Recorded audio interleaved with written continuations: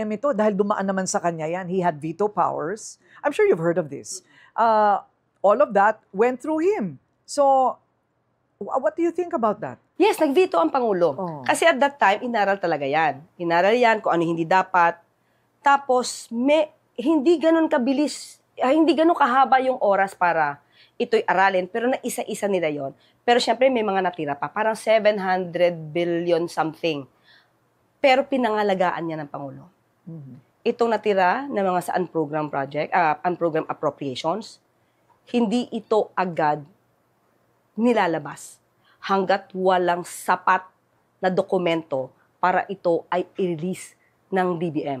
Kaya nga siguro may mga umaalma nga yung mga politiko, bakit yung kanyang ganyan, hindi pa na-release. Because pinangalagaan ng Pangulo itong budget na to.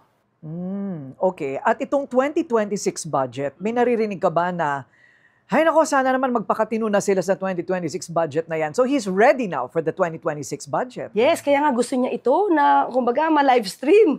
Maisa publiko yung ginagawa sa BICAM conference kasi para yung mga taong involved, na masasabing involved, makita ng tao anong ginagawa nyo. Kasi ang gusto ng Pangulo, malinis ang budget. Thank you very much, Yusek Claire Castro.